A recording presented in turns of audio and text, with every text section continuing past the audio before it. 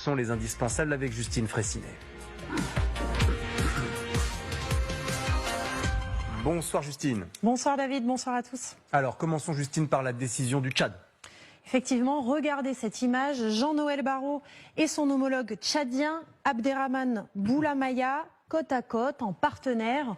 On est au Tchad hier, je répète, hier, dans la nuit, alors que Jean-Noël Barrot quitte à peine le sol tchadien, son homologue fait publier ce communiqué sans préambule, sans avertissement.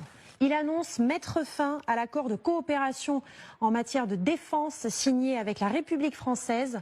Cette décision marque un tournant historique. Il est temps pour le Tchad d'affirmer sa souveraineté pleine et entière. En clair, le Tchad demande aux militaires français présents dans le pays de partir après un siècle de présence. Tout indique que Paris n'était pas au courant de cette annonce. Bref, c'est une gifle. Il faut réaliser la portée de cette décision. Le Tchad, c'est notre dernier allié au Sahel, dernière base stratégique des forces françaises. C'est d'ailleurs de N'Djamena que décollent les Mirages français. Environ 1000 soldats y sont présents.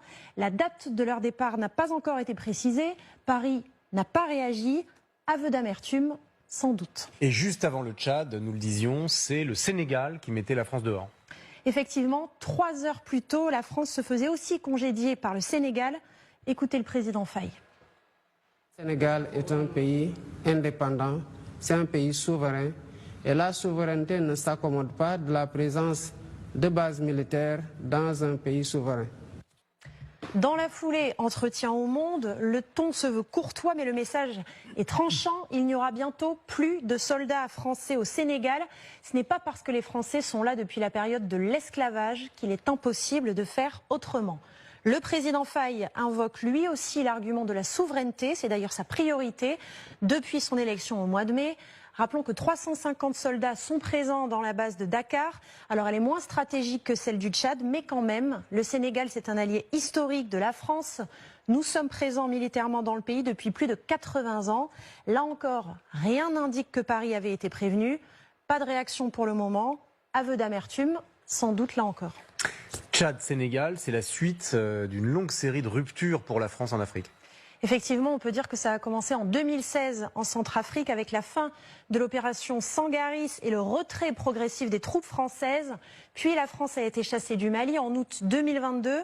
Quelques mois plus tard, février 2023, même scénario au Burkina Faso. Et puis vous vous souvenez sans doute du dernier exemple en date, le Niger.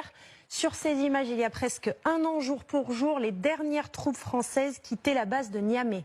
Et donc, quand on regarde cette carte, on constate qu'avec la décision désormais du Sénégal et du Tchad, la France sera bientôt absente de toute la zone du Sahel et du Sahara. Précision importante pour le Mali. Le Burkina Faso et la Centrafrique, ce sont des juntes militaires arrivées au pouvoir après des coups d'État qui ont chassé les forces françaises, alors que là, pour le Sénégal et pour le Tchad, on parle de présidents démocratiquement élus qui décident de congédier Paris. Et à chaque fois, on constate qu'une autre puissance en profite pour prendre la place, Justine. Effectivement, dans tous ces pays, le départ de la France a été précédé de manifestations où on l'a vu, beaucoup de drapeaux français brûlés et beaucoup de drapeaux russes brandis. Force est de constater que là où la France se retire, la Russie scelle de nouvelles alliances. Alliance militaire d'abord grâce à Afrika Korps. Vous savez, c'est cette milice privée que l'on appelait avant Wagner et qui agit pour le compte de l'armée russe. La milice, vous allez le voir, est présente au Burkina Faso, au Mali, Centrafrique, Libye. Et on a des indices de sa présence également au Niger, Soudan, Guinée, Mozambique. Alors on pourrait croire que tout cela est très secret. Eh bien regardez cette image, un avion russe cargo sur le tarmac de l'aéroport de Niamey au Niger. Des mercenaires russes déchargent du matériel russe, des armes, des équipements, des munitions. Séquence diffusée par l'agence de presse officielle du Kremlin, RIA Novosti, et par la télévision nigérienne. Vous l'aurez compris, on ne se cache plus. Alliance économique et politique aussi, c'est très clair au Tchad. Lors de sa dernière visite en juin, Sergueï Lavrov, le ministre russe des Affaires étrangères, a renouvelé le partenariat militaire en vigueur depuis 2013 avec le Tchad. Effectivement, à la lumière du camouflet français, ça pose question. Écoutez également ce qu'il déclarait à ce moment-là, tout en cynisme comme à son habitude.